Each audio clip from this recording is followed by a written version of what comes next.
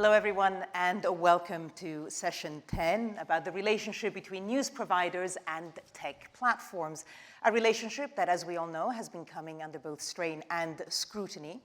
We all know that audiences have been moving online. The recent Ofcom report on news consumption in the UK proved it.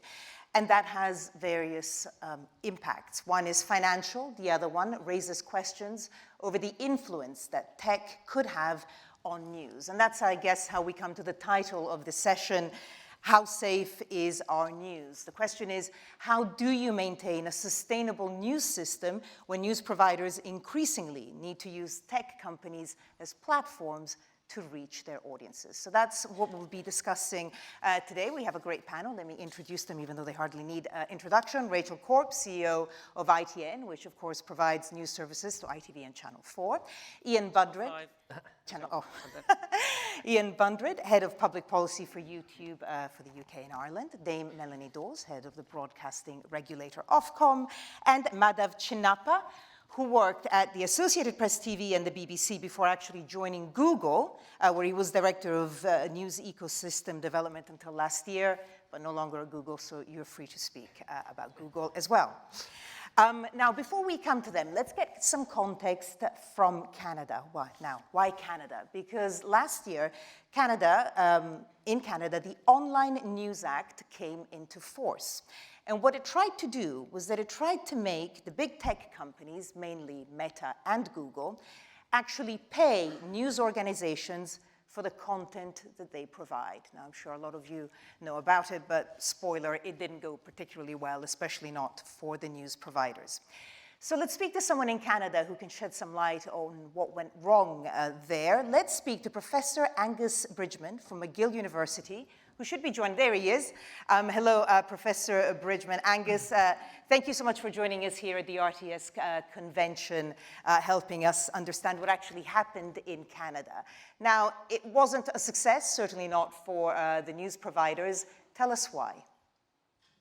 So the Canadian government tried this sort of gambit to a certain extent of trying to get, Google and Meta specifically to pay some money to support journalism. The argument there is that there's a monopoly on, or a virtual monopoly on online advertising revenue that has pulled money away from media organizations, which are suffering a variety of sort of institutional pressures.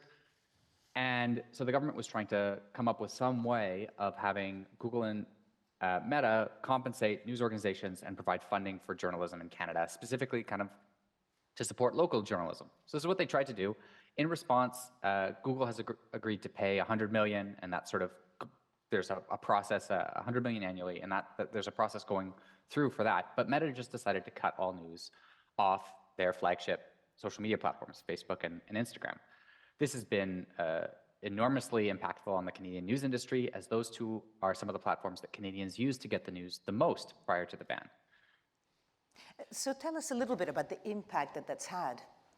Yeah, so there's been sort of some big impacts on news organizations and also on sort of the mass Canadian public. From a news organization perspective, I direct this, it's called the Media Ecosystem Observatory, and we run sort of social media analytics across what we call the Canadian information ecosystem. And we look at sort of politicians and news organizations and influencers. And so what we can do is we can track over time engagement and views and things with all sort of media outlets in Canada. So we have about 1,000 media outlets we track across 5 social media platforms. And what we see is across all of them, about a net 43% drop in engagement with news content. So obviously Facebook and Instagram, it's a huge, the drop is something like 90%. But even across the entire kind of footprint of news organizations across social media, so their digitally connected kind of presence, it's a 43% drop. And we estimate that's about 1 million fewer views a day of original reporting in Canada. I mean, those are pretty shocking figures. What reaction, if any, was there from the audience itself, from the people in Canada? So this is sort of really the tricky and I think a little bit frightening thing is that there's been sort of a collective shrug by the audience and also by sort of the political class in Canada. I think it's worth taking a minute to talk about the political class. So these platforms, specifically sort of Meta, are very used. They're also used heavily in the UK by politicians to reach their constituents. And despite this turning off of news, there was sort of no solidarity from the political class. So we looked into this extensively. There's been no change of behavior for Canadians or for politicians. So they continue to post the same amount, they continue to receive the same amount of engagement on the platforms. So the political class has not sort of engaged in any solidarity with news organizations. From a Canadian kind of news consumer perspective, there's also kind of been a collective shrug. So what we find is actually very few Canadians know that news has been turned off on the platform. And actually many Canadians who use the platforms don't even know. And what's interesting, sort of anecdotally, my partner who follows the news was like, no, there's still news on Instagram. It's like, there's not news. Like, you can't get news. She pulled it up, and there was sort of an entertainment channel with Radio-Canada, which is sort of the French language public broadcaster. So there's been some inconsistencies in implementation, but because this was an entertainment channel, it wasn't included. So my partner didn't even know that the news was turned off. And this is actually echoed by many Canadians who don't know that it's happened. And actually, interestingly, continue to say they get news from the platform. So when they say, I'm getting news from the platform, they don't mean anymore. You know, maybe 20 years ago when people said, I get news, they mean the news. But now what they mean is, I get informed about my world. And they actually don't necessarily need media organizations to feel like they're getting informed. They can have a mediated relationship. Yeah, I mean, it's interesting how people answer that question. How do you get your news online is always fascinating. On a final point, what would you say the lessons are for a country like the UK based on what's been happening in Canada? So one of the things that I've talked a lot about here with kind of local media is, or Canadian media, is that the direct media to audience relationship got compromised for a variety of structural reasons, but in essence, they relied on a mediator between them and their audience. So it wasn't no longer a relationship between CBC, the public state broadcaster, and or the public broadcaster. There was not a direct relationship between them and their audience, and instead they went through Facebook or they went through Google. And one of the challenges with doing that is that those companies can, as they have done, make a decision to cut off that relationship. And if you don't have that one-to-one relationship with your audience, if you're not able to maintain that and you haven't invested resources, instead you invested resources in optimizing your reach on these platforms, then actually you're very vulnerable to their decisions, the decisions of the political class, et cetera. So I think one of the things that really this series of events reaffirms is the need to cultivate that one-to-one relationship, and actually that being kind of the currency and that being the real value, and not trying to use algorithms or trying to use platforms to reach your audience. Professor Angus Bridgeman from McGill University, sir, thank you so much for sharing your views with us and Canada's experience. Thank you. My pleasure. So some pretty sobering things there. Madhav, let me start with you. What did you make of, what Professor Bridgeman said, the Canadian experiment, and other experiments we're seeing, for example, in Australia, of trying to, I guess, monetize or trying to square that financial circle that a lot of the news providers find themselves in? I think it's important to kind of step back for a second. And, from what I've seen, whether it's Australia or Canada or France before and other places, I think there's a series of questions before you do regulatory intervention, right? And I think the first question is, what's the problem you're trying to address, right? I think it's really important to actually be very, very clear about what the problem is that you're trying to address. Then what is the mechanism that you're using, and is that an appropriate mechanism? And then does it actually deliver the outcomes that you want it to? I think what you have heard from what Canada was, what's happened in Canada, is the Canadian government was like, we need to move money from two companies over here into the news industry. And we're going to use this mechanism. The bill was C-18, which said, you need to go and do some deals. And then, there's lots of detail in here, but it was basically said, these two companies, you must go do some deals or these certain things will happen. And what you saw there is Facebook said, no, right? I think it was Rasmus Nielsen, who was the director of the Reuters Institute, that said, if you try and force a company to pay for something that they don't want, they're going to take less of it, right? So I think, I see mechanisms that actually aren't getting the outcome that they want to get to. And I think that the problem that we're all trying to address here is that, there's a market sustainability problem in news. There's almost a market failure in news, right? And I work for the BBC, and you could say that the BBC is probably a very big intervention in a market failure there. But I think it's really important to be clear on what you're trying to solve for, and then get a mechanism that actually solves for that in a way that works. Can I just also say right now that we did invite a representative from Meta to be part of the panel, but they were unable to attend, so make of that what you will. Rachel, your reaction to what we heard, but just the Canadian example and the fact that Facebook didn't want to pay and the impact that that had on the audience. Yeah, I think we've all been watching initiatives around the world, and it shows the challenges of wrestling with the future of news.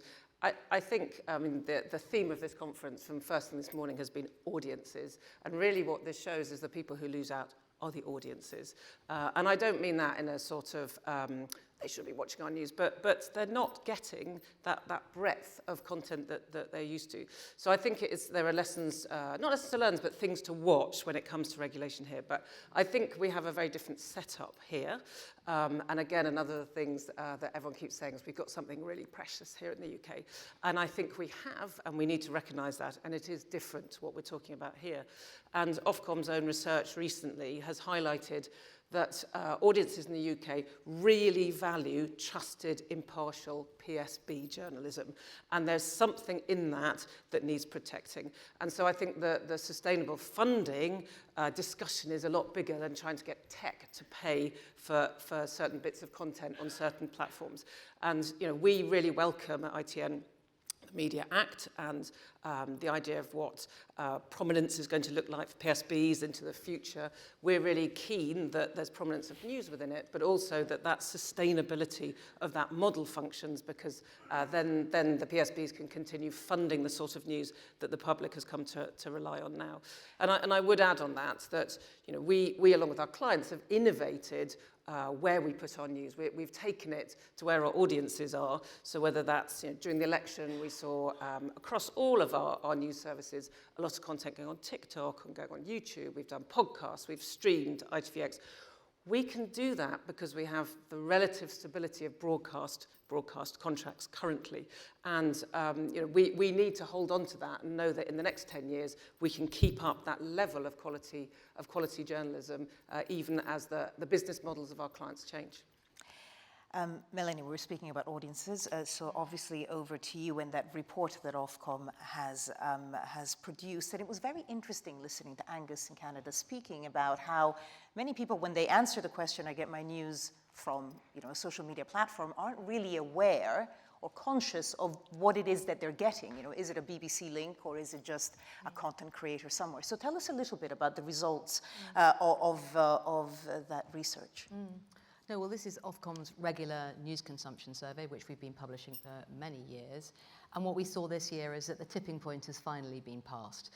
So up until now, and in fact only last year, 75% of adults were saying they got their news from TV, regulated by Ofcom, and that has now fallen to 70%, and it's lower than social media. So we've seen that tipping point reached and passed, and of course for young people it's less than half already, because they're ahead of that trend even more.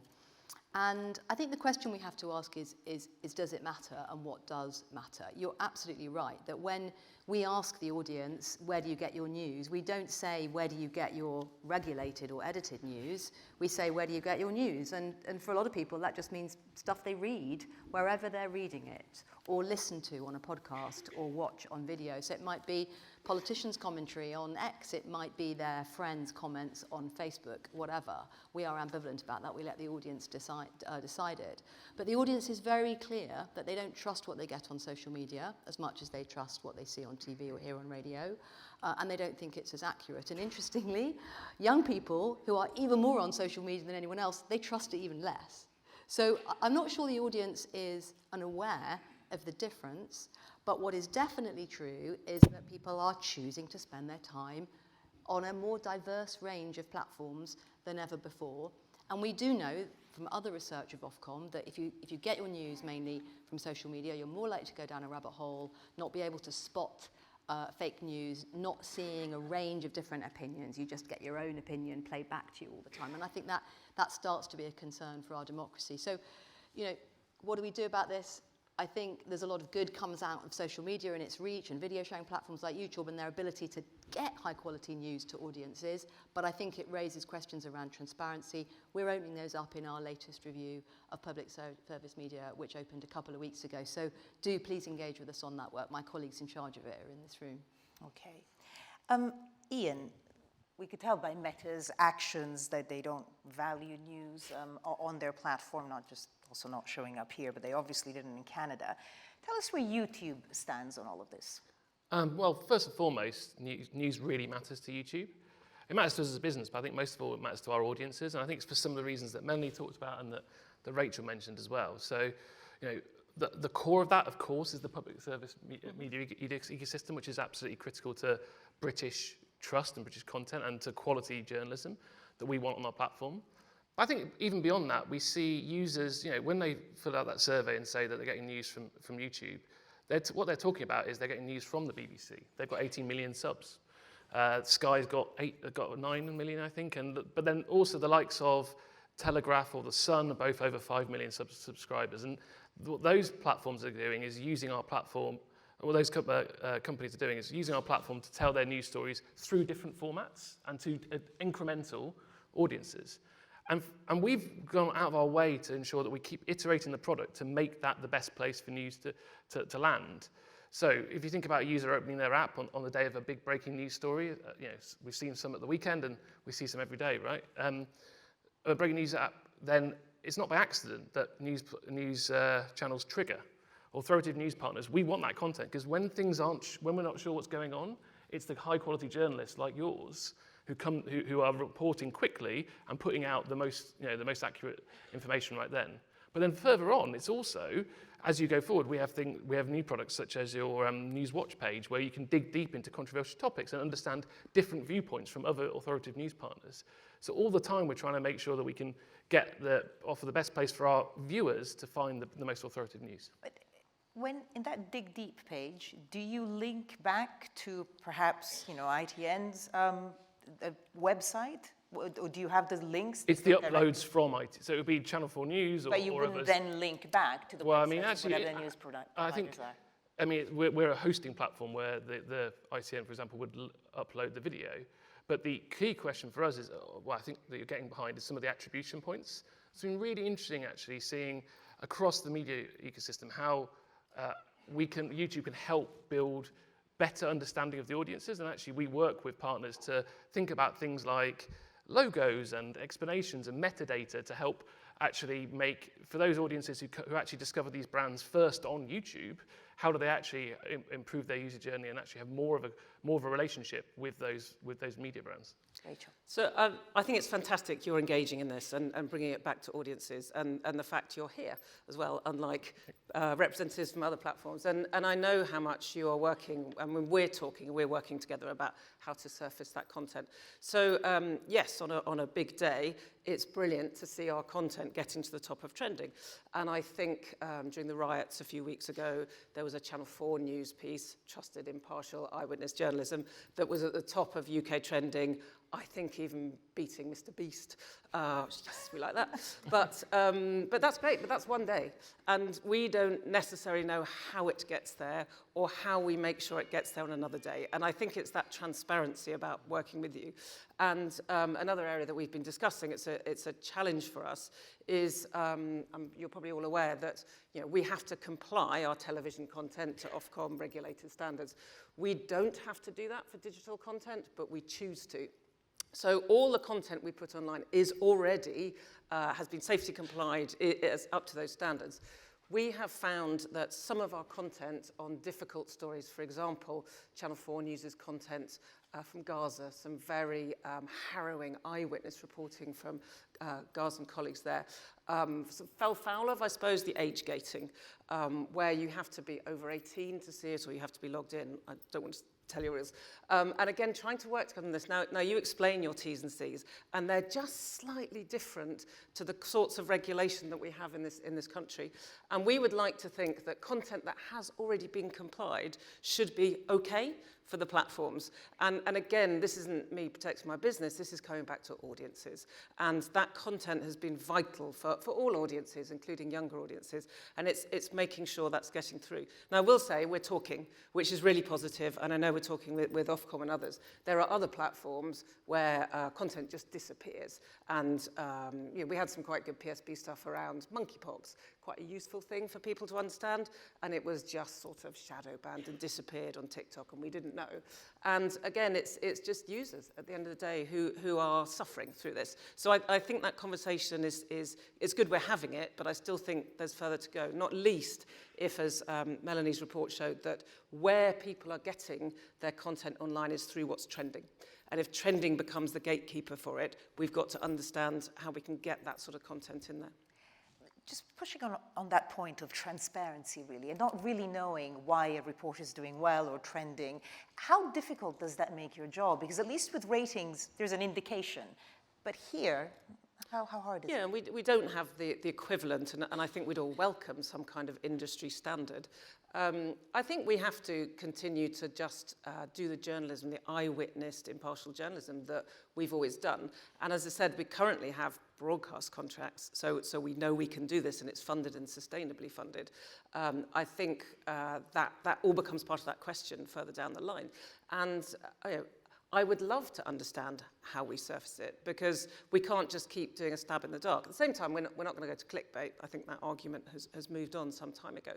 But I do think we have expertise in doing difficult content. We're about to turn 70 next year. We've got 7 decades of working out how to tell harrowing stories. We were thinking with our anniversary coming up, one of our most important bits of content over the last 30 years was Penny Marshall's report from Bosnia, where you have the emaciated prisoners of war behind the barbed wire. Now, that was important. That actually changed policy around the world. Would that get through now? Would that, in this day and age, get age-gated or get deprioritized? And I think we know how to tell these difficult stories in a careful way, and I hope that would still get through. But we need that editorial control or that editorial experience to dictate it. Yeah, I mean, there's a few things there. I think the first and most important point in regard of content where it is age restricted on YouTube, I'm sure it's the same for other platforms, is that we've got to get age appropriate experiences right. And we draw global policies, we call them our community guidelines, but we draw those based on lots of expert advice from the likes of child safety development experts, from, in this case, our graphic and violence policy experts. So we're trying to get that line right. And we recognize that is a globally applied, we treat all creators equally.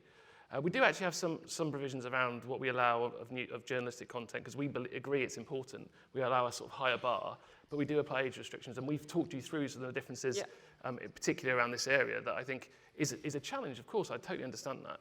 But for us, it comes back to that kind of what's absolutely critical is the viewer watching it on their phone and YouTube, for example, what is that experience, and how do we apply our policies consistently, which is actually part of the responsibilities on us. On wider transparency, I think, and I'm sorry, the first step I should say that is the conversation, talking you through. I've had some conversations with your team about specific moments and where it all happens, and that's an important part of being a partner. I also think, though, on transparency of like how things perform, actually trending isn't the same level of importance on YouTube, I would say, because we're trying to deliver the right video for a viewer, what a viewer is looking for at that moment. Things like the trending tab are important, they're useful, but by no means, they're more indicative than they are necessarily following the user sort of audience journey. What does matter, though, is that we review the data to understand what's working, what doesn't. Yeah. And actually, I think the YouTube studio has some really fantastic data on a video and a channel level, showing you which pockets of the UK, for example, are most watching, how people watch to completion, where they turn off, where they don't. And that can hopefully feed back into the editorial loop, because that's the sort of data we want to share.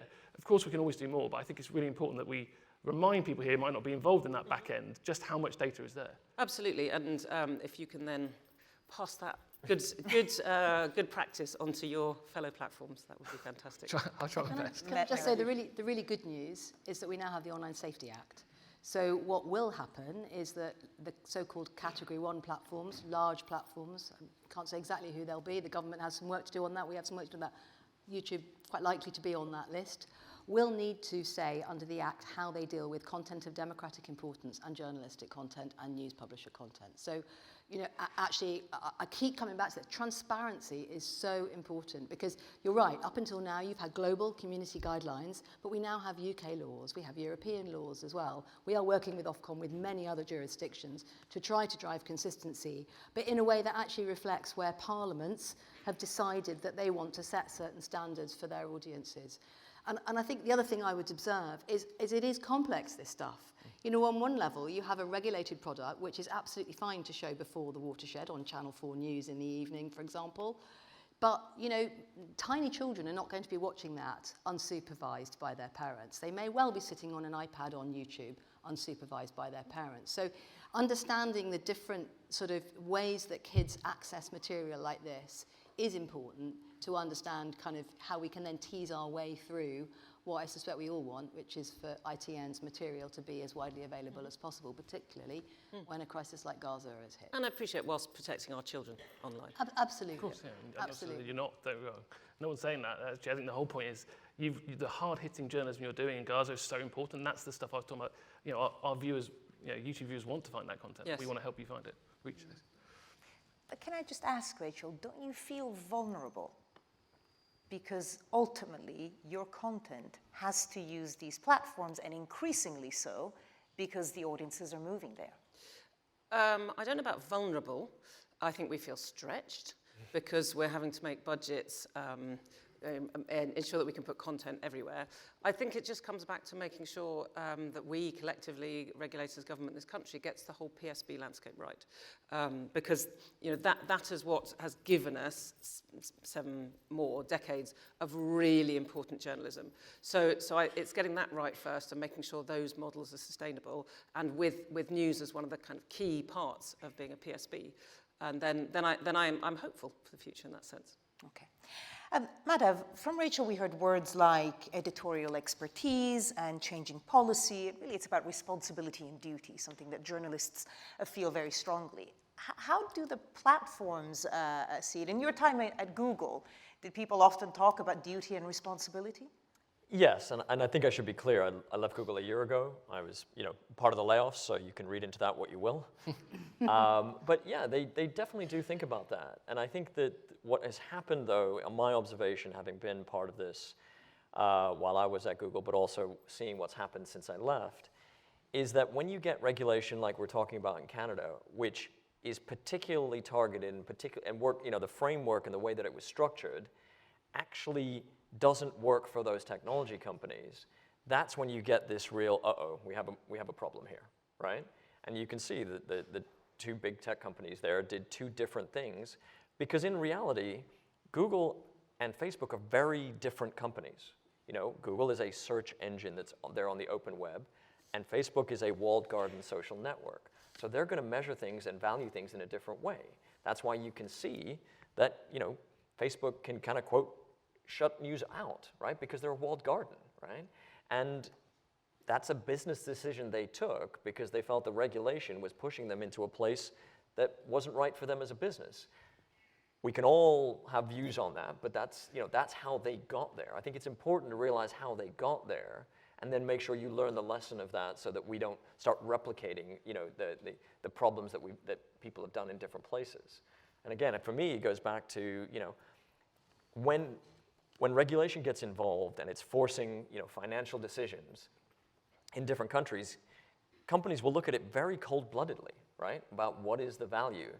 And my simple observation is that, like, when they are forced into it, tech companies will look at the value of news and they'll start through the lens of revenue, actually. And, you know, Facebook's been, you know, people at Facebook have talked about this. And, you know, I was on a panel in Perugia where an ex-Facebook colleague said the value of news to Facebook is 0, if not negative, meaning that when they took news out of Facebook, their revenues went up, right? But I think what happens is news organizations value themselves kind of on the societal value. And you get this, you know, if you're measuring the same thing with 2 different measures, it's going to be very difficult to get to a common framework to talk about it, which is why I think, you know, you need to look about what's the sustainable way of doing it. And I think there are different models, you know, what I find really interesting, which I'm not sure many people know about, well, and apologies if you do. But they're looking at the same issue in South Africa, and they have a commission looking at it. And they've come up with around the sustainability of news overall. And they've come up with, I think it was 9 or 10 things that can be regulatory interventions that have nothing to do with the tech companies and getting money from the tech companies, right? And they're trying to do that because they want to do this in a sustainable way, because they're not looking for kind of handouts. And I think the important message is to what is the framework that can be sustainable? And so what solutions do you think there could be? Well, like I said, there are different ones that you can look at, and we talked about this actually a bit earlier when people were talking about the creative industry, when you can look at things like tax breaks and other things like that. In the UK, you can, there's trying to become a charity as a news organization is incredibly difficult. You can do different things like that. If you did feel that actually you want to move money from one industry to another, do a hypothecated tax or create some kind of tax or a fund. But there are other ways to do this that are better than just saying, hey, we've come up with some rules, here are 2 companies, and you need to go do some deals, right? And I think it's important that we do that. And I think the one thing I like about this, the British system is that we're aware of these things, and we do them much more thoughtfully and realize and look at it for the medium and long term, and not the short term. Melanie? Yeah, well, look, I agree with a lot of that. I think a lot of the focus has been on payments to news publishers from the platforms, but I think there's a much bigger debate to be had here, and we've been sort of unpacking some of it already. I think we have to be very aware that some business models that we really care about are under significant challenge, and actually, we haven't mentioned local news yet, but one of the most popular and important sources of news for audiences, and one that is increasingly challenged.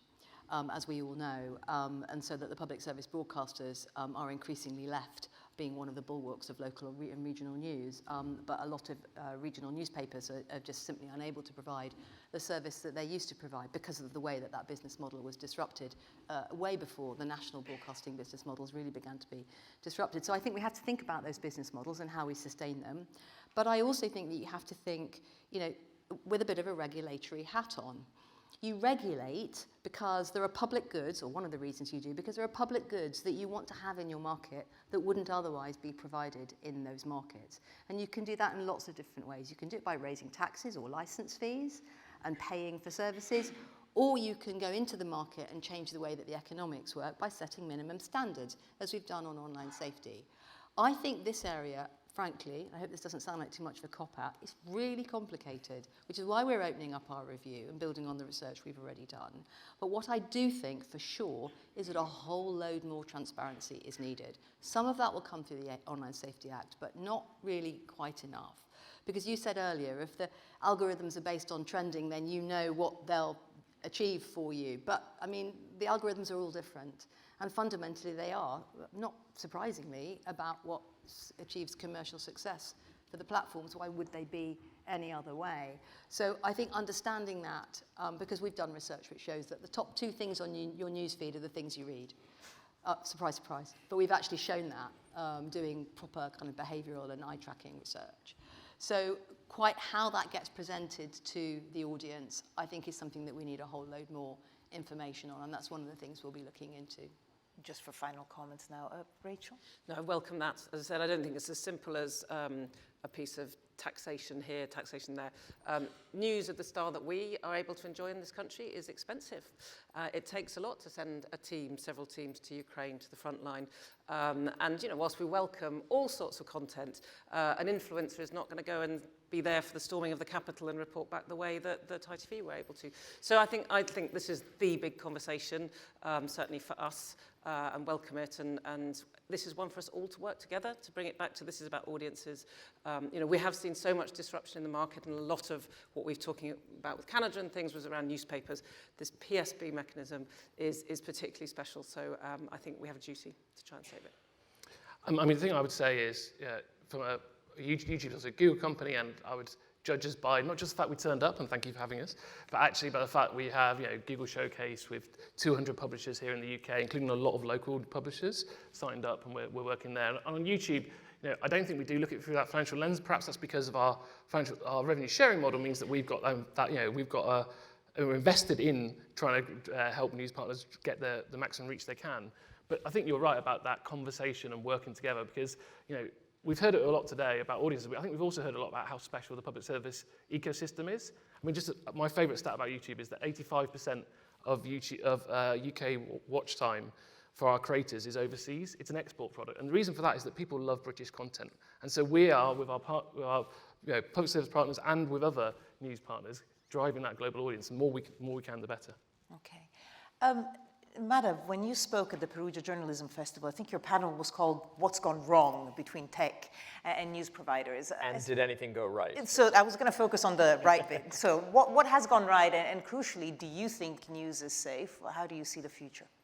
I think, if I step back, I think what some of the conversation that we've had here is about what I call the era of traffic when it comes to the digital side of it. And there was a compact there about that traffic could help build value and audiences, and some people did it right, and some people didn't, and it's there. I think what's happening though, and we are with 2 minutes left, I'm going to use the 2 letters that I wasn't supposed to say. I think we're moving into the era of AI. And I think this is actually fundamentally different from the era that we were in. And that compact and the value and who gets the value and who benefits, I think is actually being shaped right now. And actually, I think we need more people shaping that rather than big trillion-dollar companies in California that are doing a lot of things that aren't, that may or may not agree with what's happening because people aren't seeing the value back. And so as I look into the future, I think that there are a lot of things that I think we need to be a bit more proactive about, right? To make sure that AI is a sustainable technology, not an extractive one, right? And I think that's an area that I think requires a lot more conversation and a lot more understanding about what are the proper rules of the road here.